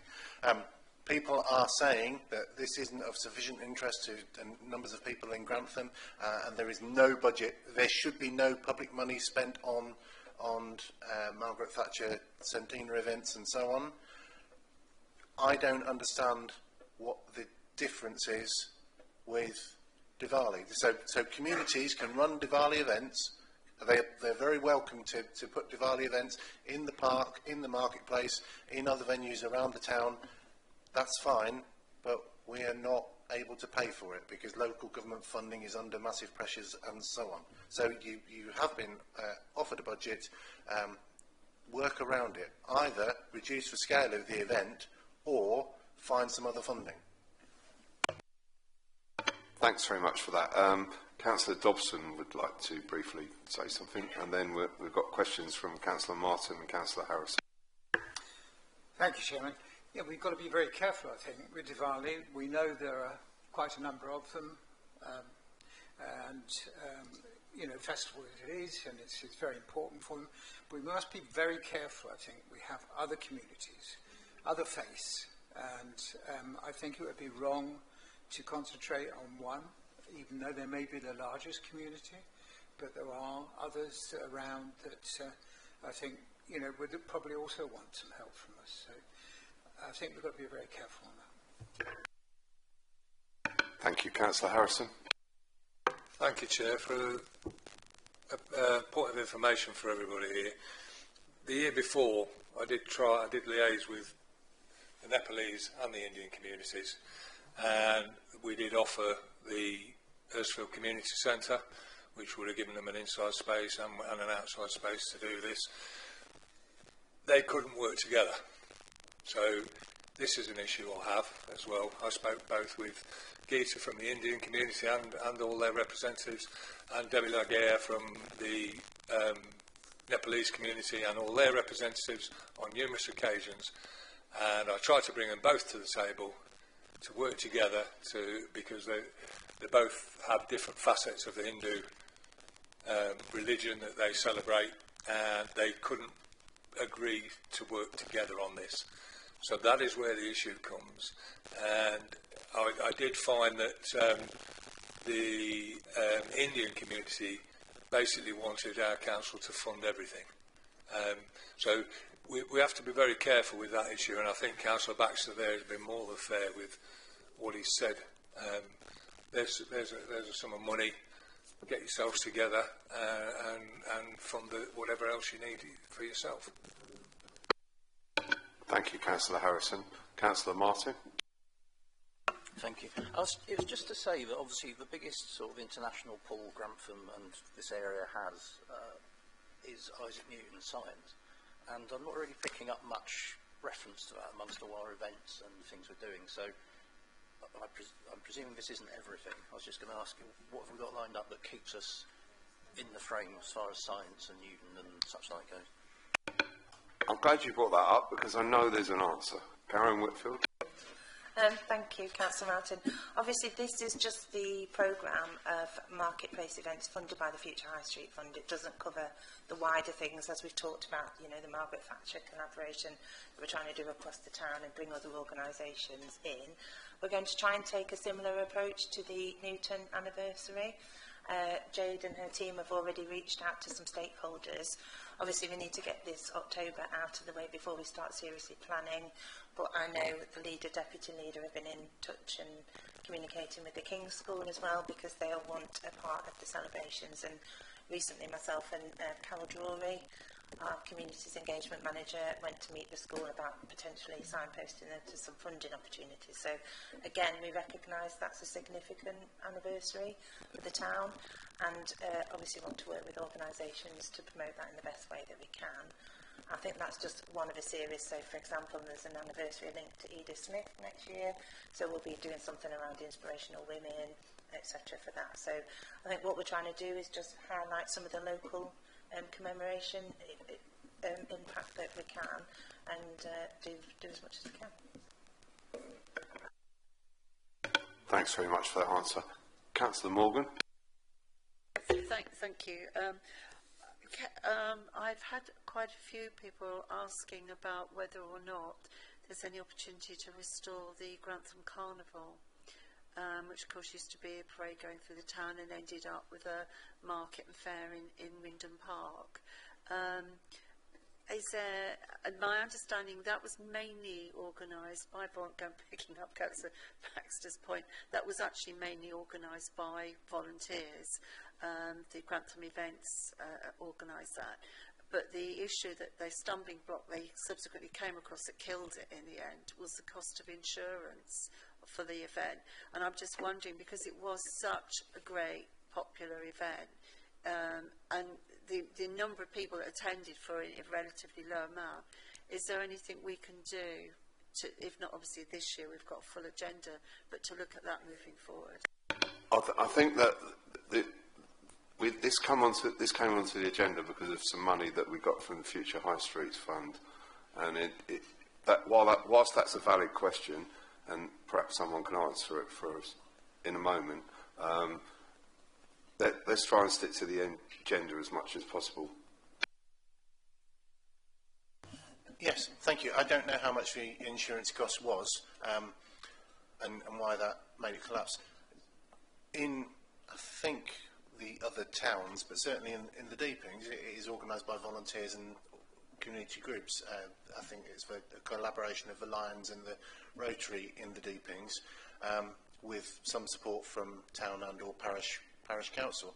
If the town council wants to put together a costed proposal for a carnival, and the difference between it working and not working is the cost of the insurance, then we can have that conversation. So if the insurance is £100,000, no chance. If the insurance is £500, there's every possibility, if it is supported by a properly worked out plan for a carnival. But it's not an SKDC carnival, it's a Grantham Carnival organised by and for and on behalf of Grantham people. The actual cost, it was about 7,500, then it went up, I think, to about 13. Thank you. I appreciate that we're bandying figures about, but what we really should be saying is, I've got a plan for this. This is the plan. We can't do it because of the cost of the insurance. So if you bring forward that plan to the council, and I know I can't speak on their behalf, but I am part of the administration, then I'm sure they'll consider it. Thank you very much. Any further questions on the Future High Street funding for culture and leisure events this last item on the agenda before the work programme. No, brilliant, thank you.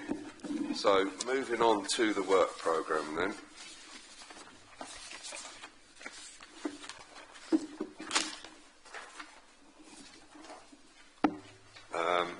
Is everyone happy with the projected future work programme, or is there anything they'd like added to it and stuff like that? Councillor Bailey and then Councillor Knight. Thank you, Chairman. Obviously, we were supposed to have an extraordinary meeting about the gym refurbishment, which obviously slipped off the radar. So I don't know what the status of that is, and if that should be an item on the next meeting. I don't really know what's happening there. The other thing that I think was in the minutes was another item for Leisure SK that should have been on today's agenda. I think what I'm slightly concerned of, obviously we have this new model with Leisure SK that started on the 1st of April. By the time this as far as I'm aware, we haven't agreed any KPIs for this new model that we've kind of gone into. So by the time we get to our next meeting in July, we've already actually had 3-4 months of them operating before we've actually told them what we want them to do in terms of a KPI and a measurement. So, I mean, part of me thinks that there should be an extraordinary meeting about all things Leisure SK between now and July, because we seem to have backed up a few meaty items to do with that. That just seems to be my observation. I don't know if anybody else kind of agrees with that at all. Thank you. I don't agree the need for an extra meeting, but I will let Karen Whitfield answer your questions. Thank you, Chairman. Thank you, Councillor Bailey. In terms of your first question to do with the Grantham gym refurbishment, you may be aware that there's been a changeover of directors on the board. There's another report going to Governance and Audit in June to hopefully appoint another director. And because of the changeover of directors, they've just asked for a period of time so they can be comfortable and look at that gym proposal, because obviously they're responsible for delivering it, and I think it's wise and prudent for us to allow them to do that. So they will come back to us once they've had a chance to consider that. In terms of the KPIs, there is a really stringent contract that goes between the council and Leisure SK. So we don't just hand over the leisure centres, they've got an operating contract, and they've got a leisure specification as well that details the level of service they need to provide. And with that, there are a whole suite of KPIs that then we can obviously report on as time goes on. They are quite stringent. We have reviewed them in line with industry best practice.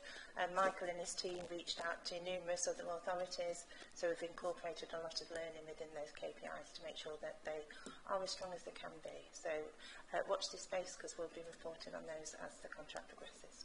Thank you. Thanks very much, Councillor Knight. Thanks. Yeah, it seems so long since we've last discussing Leisure SK, because I remember now that we had this whole thing about, because at one point we were down to 2 directors again and all this stuff, weren't we? I mean, it just moves on so quickly, it's crazy. I don't even know who the directors of Leisure SK are at the moment. Might be useful if we had an update on that. But in terms of, one of the things that we've discussed before is, under the new model, potentially reviewing how legally and organisationally we can structure the management of Leisure SK. We never sort of went any further down that, because I think it all got tangled up, because Governance and Audit legally have to appoint the directors. I can't remember, I'm going to dig through my emails. I'll come back to you, Chairman, and email on that one. Grantham Town Football Club, are they definitely coming in July? Is this confirmed? Karen? Yes, happy to comment further on that. There's been a change on the board of Grantham Town Football Club as well, so there is a new chairman. I was really fortunate yesterday to meet him with Councillor Harrison and Councillor Stokes. What I would say from my point of view is he is going to take a pragmatic approach. So as the committee knows, we've struggled in terms of negotiating the terms of a new lease. He has got some great ideas how the club wants to develop. I do think we just need to give him a period to settle in. I'm sure the councillors who are here will back me up. I was quite forthright when we met with him yesterday and said we do need to have some movement on this over the summer. It has gone on long enough, and I think, you know, Councillor Harrison and Councillor Stokes also gave that point of view as well and said actually there is dissent across the chamber on this issue and we need to make some headway. So in my opinion, I don't know what Councillor Stokes wants to say, but I think July is possibly a little bit too early, but we have been promised a full business plan, and then on the back of that we can take up those lease negotiations. But I've very much given him where we have got to, so he is working on that as we speak, hopefully. Thanks. I think that's really. Sorry, can I just? Yeah, I think that's really, really positive. And obviously, although it was a very bad season for them on the pitch, I think that, that it sounds like things are making good progress. Obviously, one of the worrying things in the last couple of months, there was an awful lot of online speculation about the club in different ways. Some of it was based on some of the stuff we may have said in closed session here, but I think a lot of it was phishing, so I wouldn't necessarily push the panic buttons on it, but it's good to see that there's progress being made on it. The other thing Councillor Baker mentioned a moment ago, particularly with regards to some of the arts stuff that goes on, and we've talked about, I think Councillor Ednam said about trying to get some people that do sports coaching and things like that in to see what the council can do to support that area.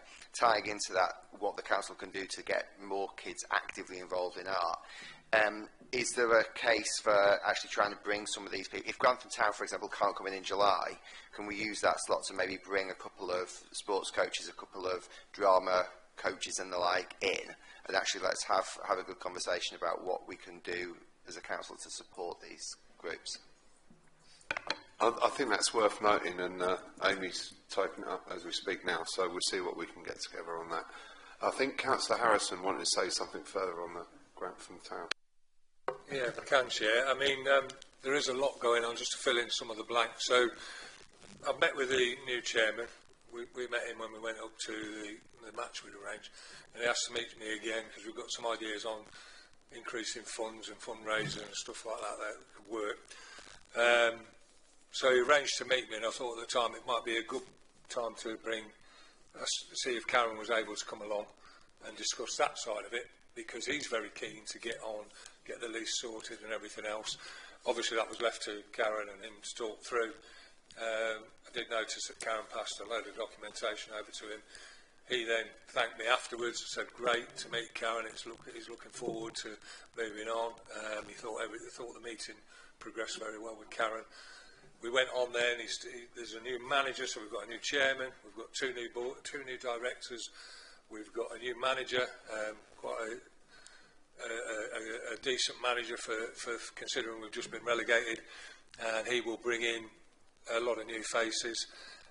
So it's all looking quite positive at Grantham at the minute, and I'd just like again to thank Karen for taking time out to come and join the meeting with Paul and speak to him on that side of it.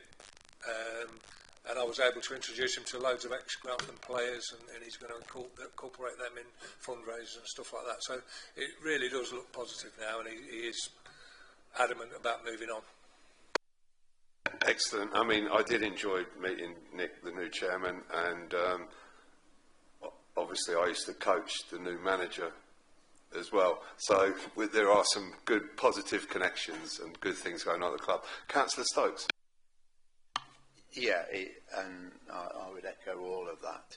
He's also come back with an email straight away with some of his ideas. So it's difficult till it gets to fruition, isn't it? Because we've seen some of it before. But one of the things he's particularly talking about is a community club, which I know Councillor Noon has always come forward and said it's not a community club, it's not. So this guy has picked up on that from his own perspective, and I also understand they've got two other board members appointed now, two new board members that he's brought in as well. So we are hopeful, but we'll need it all bringing to fruition, don't we? Thank you. Would you like to say something, Councillor Baxter? It's not about football. That's all right. Okay. Coming back to a comment that Councillor Knight said earlier on about Leisure SK, obviously this is a Culture and Leisure Committee, but it's not the role of this committee to comment on the management and structures of Leisure SK as a business. That is the role of the directors, of which there are currently 3. Two councillors and... Oh, no. Yeah. So, and that's going to be firmed up quite soon. However, that's not the role of this committee. The appointment of directors is Councillor Harrison's committee, Governance and Audit Committee. And then if this committee has comment or wants to pass comment on the way leisure centres are run or managed by how the contract is managed by the council and hold Karen to account for the way that she deals with the contractor, that's fine.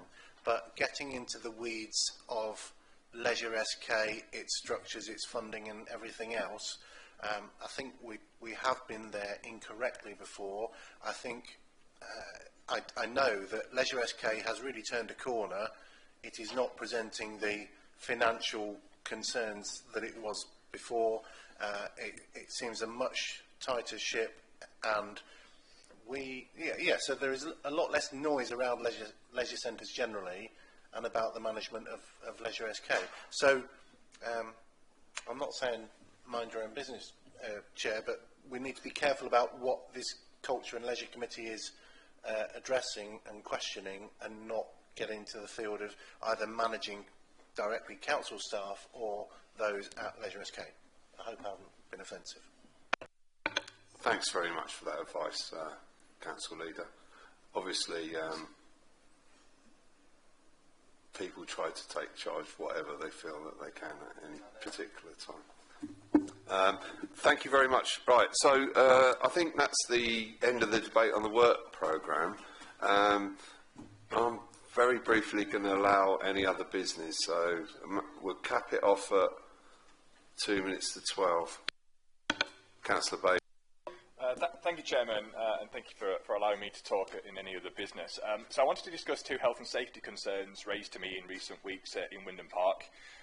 Firstly, a large tree falling unexpectedly on a warm, calm day right across one of the paths. Obviously, luckily no one was hurt, but this incident could have caused serious injury. The tree officer has investigated the cause related to potentially some poor root stock. What wasn't clear was if any visual kind of deterioration would have been noticed on the tree. Our tree policy states a tree inspection routine of every 3 years. The tree that fell was scheduled to be inspected in October this year, so 2.5 years had elapsed. My concern now is this period too long? Would we have spotted something? Our parks are used by all our community. We must ensure they are safe. We are seeing more and more extreme weather events. Of course, Wyndham Park was flooded this year, and we're seeing, of course, increased wind strengths. So I would like to look to propose, in the interest of safety, that we look to reduce the tree inspection period to every 18 months in our parks. I did read an interesting piece of case law regarding Whitley Parish Council, which I'll of course share with officers and committee members, and also a report from Runnymede Borough Council, which actually talks about zoning trees and taking a risk-based approach to set an inspection period rather than a fixed term. I'm not actually sure which committee this falls into. Environment as it's trees, or this one as it pertains to the safety of the parks? I think I can answer that. This is an environment issue, although we are all concerned as citizens of the area. So perhaps you could get that, even if you're not on that committee, take that same question to environment. Yeah, did you have another? Yes, I did. Oh, yeah. So sorry, Councillor Baxter. Sorry. You're quite right. It's not the remit of this committee. It's not on the agenda. However, have you raised it with the relevant portfolio and/or officers? Yes. Just to say that myself, officers and Councillor Bailey have been in correspondence about this, but that is the first time that suggestion's been raised, so we haven't on that particular topic. Thank you. And did you have a further point, Councillor? I did, yes. There was 2 incidents in recent weeks, unfortunately. The second item I wanted to bring relates to a volunteer breaking an arm in an incident at the May Day event at Wyndham Park. I do believe a RIDOR needs to be submitted, but I would like the officers to confirm this has been done as well. I have inspected the area myself, photographed and videoed the area where this happened, and it's clear to me this area is unsafe. Any member of the public could trip and fall, and we should be taking immediate action to ensure it's safe. This trip hazard over a wide area should have been identified as a trip hazard on the park or any risk plan. The hazard is an old stone border which has deteriorated over decades. Historical images show there used to be a hedge to stop people walking over the area, but no hedge exists today. Once again, I go back to our responsibility to provide a safe space for members of the public. I would like to propose a full report of the incident, lessons learned and plans to mitigate future incidents be presented to this committee at the next meeting, if there is any agreement around that. But I do want to thank all of our park volunteers for all the great work they do and wish this particular volunteer a speedy recovery. Thank you. Karen Whitfield. Thank you again, Chair and Councillor Bailey. I think at the moment there's an ongoing investigation into this matter, so it wouldn't be prudent to comment too much at this stage. I do want to assure you about the riddle issue, though. All incidents are considered by our excellent Phil Swinton, who has a really long title that I can never remember, but he is our health and safety manager, and it's determined on the environment if there's initial thought about who's at fault, whether riddle actually applies, and in this case an assessment's been made and it didn't. So obviously there are guidelines for the timescales which we need to report accidents that are reportable, but this one wasn't. Once we've concluded the investigation, more than happy to share that with you, but it wouldn't be wise at the minute because there's still pieces that we're putting together. Thank you. Thank you very much. Any further questions? Any other business? Briefly, Councillor Morgan. I think this is relevant to our committee, actually. As a former parent of a younger child who's now grown up and isn't young anymore, do we have a plan for or a way of promoting our children's summer activities? As we've got we'll have the summer holidays coming up. Is there somewhere that parents can go and we can say these things are happening and you can bring a child along, where it's all come together? Currently, we don't know. Obviously, we promote our own activities and organisations that we're linked to, and we can signpost, but currently, no, there is no central place for that to be, and I'm not sure that would be a council function.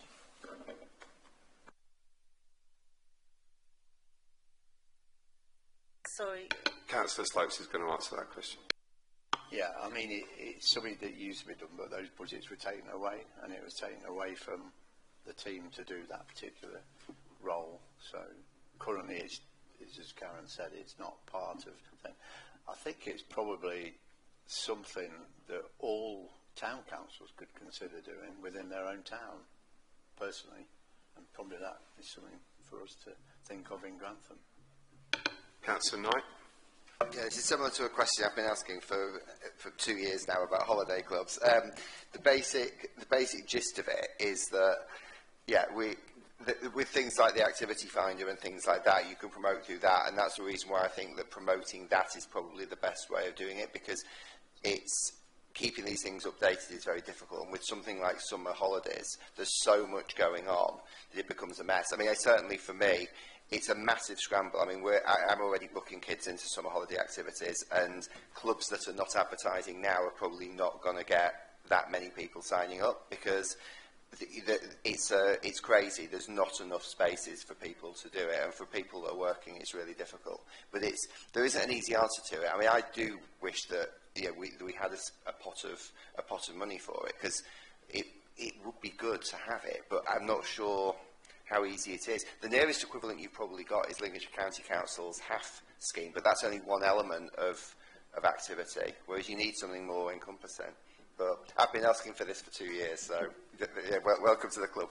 We'll get something eventually, but it is going to require, I think, a specific pot of money. Thanks very much for that, Councillor Knight. Well, I'm going to bring this meeting to a close, but first I'd like to thank Michael Chester, Bethany Goodman and Jay Porter for coming and answering questions, and for all your hard work on our behalf, and also Karen Whitfield as well.